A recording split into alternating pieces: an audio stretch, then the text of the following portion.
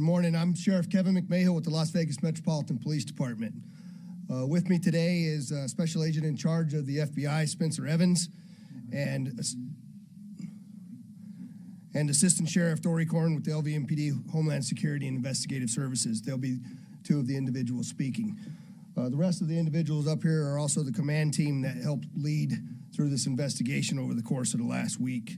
And I'm here to provide you a significant update on the Tesla attack that took place early last week. This event involved an attack on the Tesla Collision and Sales Center on Tuesday, March 18th at approximately 02:45. The suspect used a firearm and Molotov cocktails to damage the center and destroy multiple vehicles that were parked on site. You'll see to my left some of that video that was taken from that night. On the screen next to me is also what I want to highlight to each one of you is the very little information that my investigators and FBI agents had to work with from the initial aspect of this investigation.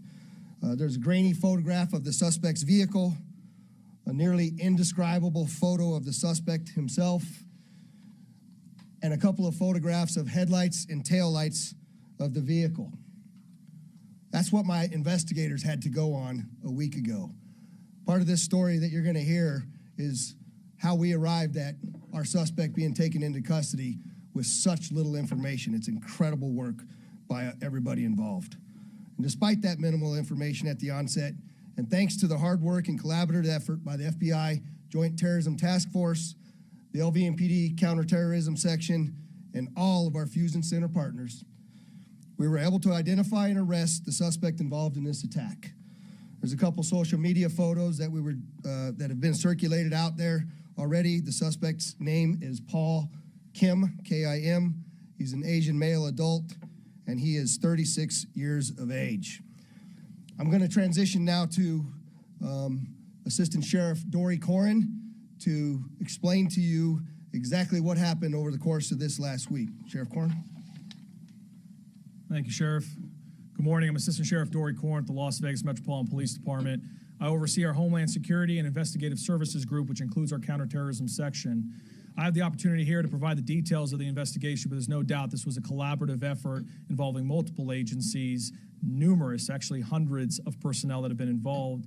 Some of the key people, to include folks that are standing back here, like Lieutenant Rick Myers, who oversees our counterterrorism section, were instrumental. And because of all of their hard work, we were able to quickly identify and apprehend the Tesla firebombing suspect in record-breaking time. Based on the updated evidence that we now have a better understanding, a more comprehensive understanding of what actually happened. And I'm going to provide some details as we walk through a little bit of a timeline on what occurred and then what we know about the suspect now. So we'll begin with just talking about how the suspect arrived. He arrived east of the location in a vehicle, showed up in a black sedan just parked east of the Tesla Collision Center.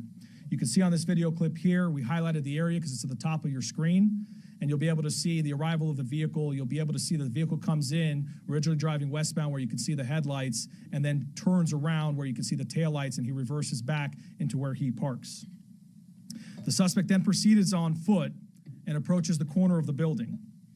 As you've seen before, and as you've probably heard, and certainly as we're showing today, he attempted to mask his identity by wearing black attire, concealing his face, and wearing gloves.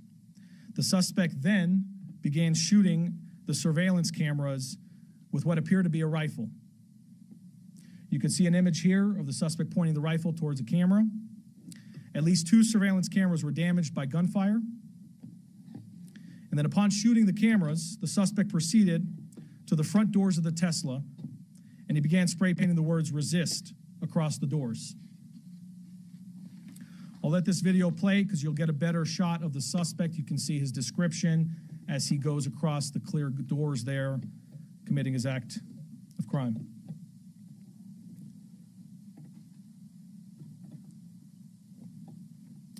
Once he finishes spray painting the words "resist" on the doors, he then approaches multiple Tesla vehicles that were parked in the front of the center. He proceeded to shoot into each vehicle and used a Molotov cocktail to set the vehicles on fire. We'll play a few video clips here to kind of show you his behavior. You can see him right there in the dark clothing.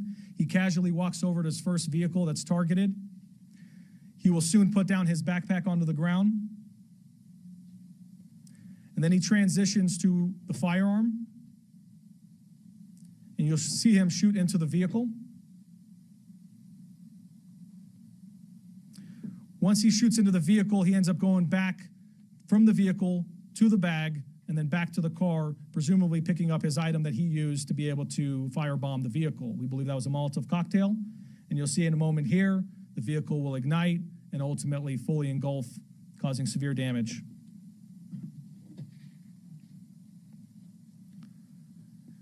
The suspect then continues on to a second vehicle, and you can see here he's on to the second target. He'll do very similar behavior where he shoots into the vehicle, he goes into the backpack, retrieves an item, and ultimately you'll notice here that he ends up getting the second vehicle on fire as well.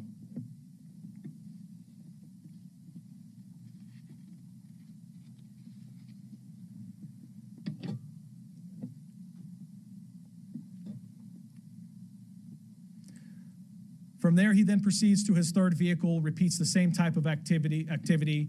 One of the incendiary devices he was not able to ignite, which is one of the devices that we were able to recover.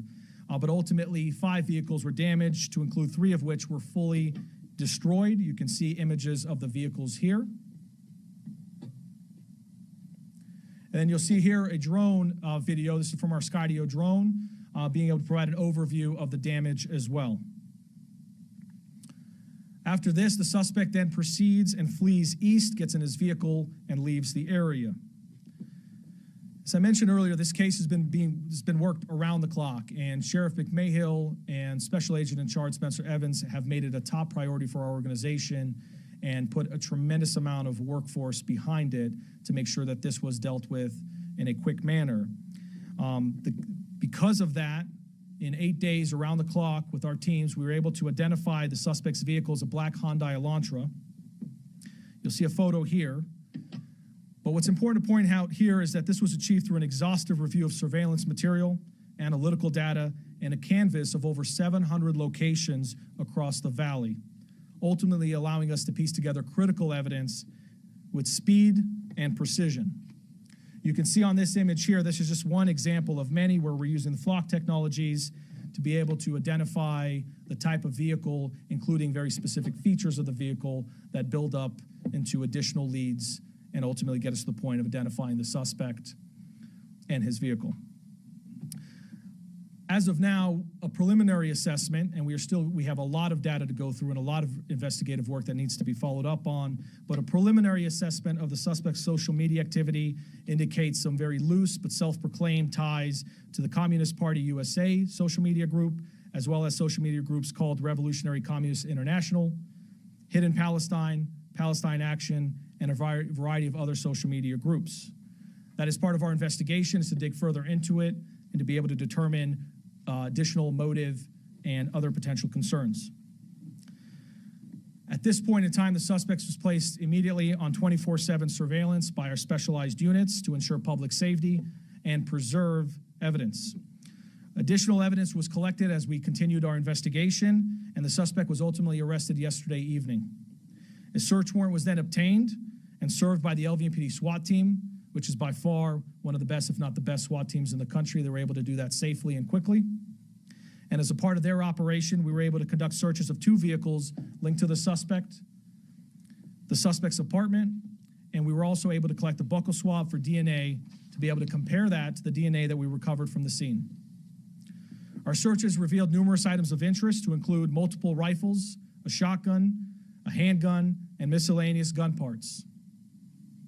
You can see a photo to my left of some of the items that were recovered. We also were able to recover ammunition in multiple calibers to include the caliber that was used in the crime. We also recovered numerous electronic devices, which our partners at the FBI are quickly analyzing. We also recovered a black gun belt with a pouch that had pink paint residue on it.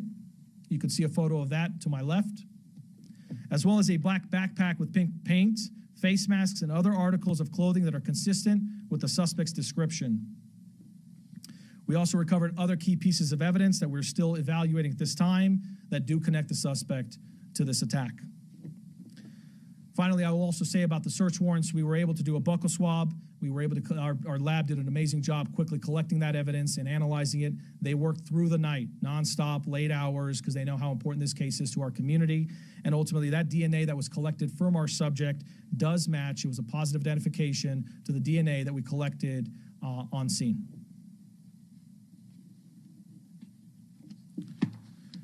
It's also worth noting, I'll just kind of conclude here by talking about the charges. So for now, at this point in time, he was charged with numerous felonies to include 3 counts of arson, 3rd degree, 3 counts of unlawful possession of explosive or incendiary device, 4 counts of destroying property, and 5 counts of discharging a firearm into a vehicle or structure. The suspect remains in custody, and we're working closely with the Clark County District Attorney's Office and the United States Attorney's Office on the prosecution. And with that, I do want to transition to our federal partners, and I'll just emphasize this. I said this last time, which is our partnership is second to none. And it goes with all of our partners that we have at the Fusion Center, but particularly with the Federal Bureau of Investigation and the special agent in charge that's here. We've had a remarkable relationship, and this has proven true in this case as well. We've worked hand in hand on all of these cases and on this case as well, and we have a tremendous amount of resources behind it because of the sheriff and the SAC being so committed on this case. So with that, I'll transition to FBI Special Agent in Charge, Spencer Evans. Good morning. My name is Spencer Evans. I serve as the Special Agent in charge of the FBI's Las Vegas Division. I'd like to just, reiterate what Assistant Sheriff Corin said. My appreciation that we have for the partnership with the Las Vegas Metropolitan Police Department. It's nothing short of exemplary. I've been in the FBI for almost 21 years. I've served around the country, and I can tell you the seamless collaboration you see to keep the community safe here in Southern Nevada is unparalleled. The FBI's Joint Terrorism Task Force, as you've heard, has been investigating this incident and working this case relentlessly since last Tuesday.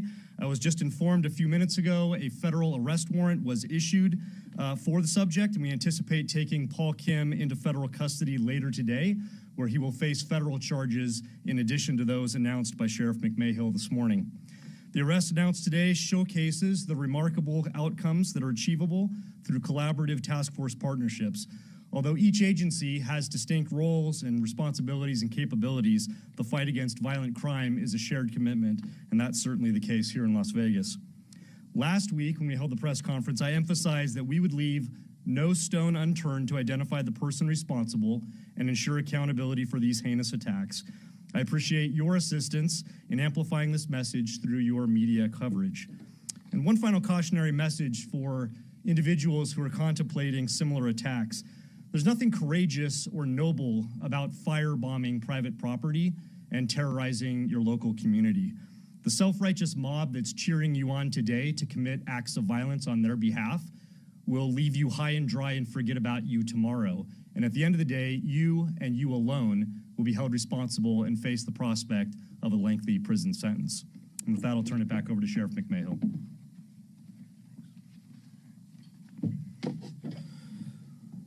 So I'd like to just give some final comments here and reassure the public that there's no ongoing threat related to the suspect in this attack. That said, we are actively working alongside the FBI to determine if there's any links between this incident and others occurring across our great country. As a precaution, we will continue our increased security efforts around Tesla-related locations, and as always, there's going to be zero tolerance in our community for acts of violence. I also would like to just take a second and highlight this response is I believe our counterterrorism capabilities are among the best in the world. That's all because of the partnerships between LVMPD, the FBI, ATF, DHS, and our other law enforcement partners. It's unmatched, as you've already heard. We had 13 agencies representing over 250 investigators, analysts, and specialists working this investigation. This unified approach is a cornerstone of our ability to respond quickly and effectively, and has proven instrumental in this investigation. And the last part of this I want to talk about, as I showed you at the very beginning, we had nothing to go on. And quite frankly, it was crossed my mind that this might be one of those cases that we may not be able to solve. And I've talked to so many of you here in our local media about my desire to become the most technologically advanced police department in the country. This case is not solved without the use of technology. The speed and success of the solve of this case are a direct result of hard work by the police department and the special agents in charge, investigative specialists, and the analysts that all came together to work on this. But the technology is actually what helped solve this. In particular, I want to highlight a number of those technologies, which is our Flock license plate reader systems, which gave us our first clue, our Skydio drone technology, our digital forensics lab, and all of the things that they do with cell phones and a number of other aspects of technology, the public safety cameras that we have deployed around our community, our ability to go in and scrub social media through the tools that are provided with technology, forensic analysis of DNA. Put the exclamation point on this case. His DNA matched what we took from the scene. And investigative genetic genealogy. I'd like to especially thank my Chief of Staff, Mike Gennaro, who's standing behind me here, who's been instrumental in identifying the needs of our organization for technology and helping us get it. And I'll wrap up before I take questions by simply saying thanks to all of you for taking the time to be here. And thank you again from me, Special Agent in Charge, to all of the folks that worked this case and from counterterrorism and law enforcement. They continue to work tirelessly on this case as we have a lot of things to continue to investigate to wrap up the loose ends. And it's a real testament to good old-fashioned police work that these men and women have done. So with that, I will take any questions. What I would ask of you, please identify who you are and who you're with, and then we'll go from there. Joe? Joe Shinneman, Nevada Public Radio. What's the estimated cost of damage? The question is, what's the estimated cost of the damage? And I don't have that number in front of me, Joe. Another question I had was, you found DNA at the scene, it seemed all over the place. What did you get it from? Spit somewhere? We got DNA. The question is, where did we get the DNA from at the scene? We got the DNA in multiple different locations, but as far as where we got it from, I'm not gonna release that information as yet. Ma'am? Hello, I'm Tiffany Lane with Channel 3. Hi. Knowing that he has these different social media groups that he's part of, is there any belief that anybody else was part of this act, or are they encouraging people around the country to take part in these violent acts off of those groups that he's in?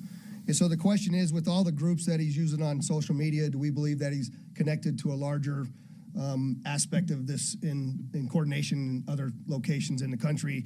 And the answer is we're absolutely actively investigating that connection now. I can't definitively tell you that, and as you know, I'm never going to give you guys any information unless we can positively be certain of the information as it's provided to you. Go ahead, one more. Is it believed that anybody else was part of this specific incident locally, or is it believed he acted alone? Yeah, I'm sorry, I forgot that part of your question. She's asked if anybody else was involved in this case locally, and as of now, the answer is we do not believe there's any other outstanding actors. We believe that this individual acted alone. Are there any similarities that you've seen so far, like specific similarities that you've seen in other incidents around the country? Spencer, you want to try to answer that one? Or? The question is there any similarities between incidents that are occurring across the nation with the one that we have here? And I think the answer is we're actively exploring those as well, but are there any other comments you want to add on that? No? Well, there's certainly some similarities that we're looking at in there. Behind you. People Garcia with Channel 13. Hi. I saw that there was just 3 vehicles that had Molotov cocktails placed inside of them, but then there were 2 additional that were also damaged, so a total of 5, correct? We're still, there's five total that were damaged by the Molotov cocktails in the fire. The question was how many were there? Question for Spencer Evans, Brian Suzansky with ABs Now. Is there any idea what the federal charges could be? The question is there any idea what the federal charges could be to the FBI? Yeah, so I'll defer to the U.S. Attorney's Office that I think is going to be issuing a press statement later. But as of last night, we were contemplating federal arson charges and possession of a destructive device. You just received I didn't call on you, Joe. There was I think the lady behind you had a question first, and then I'll get back to you. I was going to ask about that. Same one. All right, we're back to you, Joe. Go ahead. You just received a Tesla truck, and Tesla also, Elon Musk also has boring tokens here.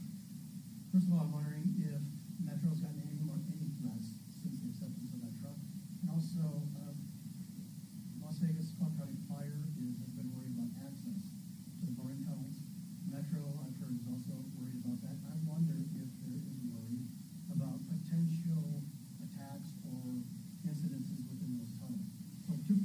it's a very long question that Joe asked. He asked if we're worried about or received any threats because of the Tesla truck donation to Metro. I think that's kind of what you asked me, and the answer is we have not received those Tesla trucks yet. They are still in production, and no, I'm not worried about any threats to those trucks. The second question was, there's also not only Tesla dealerships here, but there's also the boring tunnels that were done by Elon Musk. And are we worried about any safety or security threats to the boring tunnels? Is that accurate assessment? And we have been at a heightened level of security at all of those locations for the boring tunnel that are mostly along the Las Vegas Strip corridor as we speak. And we are continuing, Joe, to evaluate what the security posture looks like at all of those boring tunnel locations, and we'll continue to do so as we move forward. Last question. Can you also share where he was arrested? Was there any type of resistance, or did he say anything while the arrest was happening? The question is, can we share where he was arrested, and was there any resistance? There was no resistance. We were able to take him into custody without any real challenge, and we located him as he was leaving one of his work locations, or what we think is one of his work locations. So we'll release additional information on that as we get it, and if there's significant updates in regards to this, we'll come back before you. Again, I'd like to say thank you to all of you who started yelling here. Sheriff Andres Gutierrez with CBS News. Can you Hi. delve deeper into the investigative timeline, given that you had just a grainy surveillance pictures? At what point did the flock camera system pick up that license plate? And walk us through some of the 700 places that you guys ended up canvassing. Yeah, the question is can we walk you a little bit more in depth through the investigative timeline? I'll let Assistant Sheriff Korn give you a little bit more detail on that, but this investigation is open and active, and so we're releasing what we believe we can release without compromising our investigation. But Dory, you can comment a little bit more. Just to add a little bit of detail on the investigative process. So we used a variety of technologies. We featured one today that was instrumental, which you just mentioned, which is our flock, the flock safety cameras. However, there's a variety of technologies that have been used on this case, as the sheriff mentioned earlier, everything from drone technologies to our social media research tools, our public safety camera network, and our Fusion Watch unit that works 24/7. All of that played a role into it. Ultimately, we talked about over 700 locations that were canvassed, and that is actually a testament of the public wanting to help us in solving this case, because these are private businesses or residences where they're willing to come forward and provide information, sometimes video information, sometimes other types of evidence. But the groundwork that was done by our personnel to go out and make contact with these various locations, identify what information was valuable and relevant to the case and what was not, and ultimately collect that information was unbelievable. And because of all of that, we were really effective in solving this case. And just the last point I say is even something as simple as that video camera that was provided from us, it was actually a cell phone camera footage of the initial incident that was provided by a citizen, really touches on the point of when we talk about see some, say something, and people reporting to the police right away, can really make a case. So it was collectively everything together. But with that, I do apologize. We do have still a lot to go through, so we'll provide more information, as the sheriff said, during a later time. Thank you. Thanks again for coming. I appreciate it.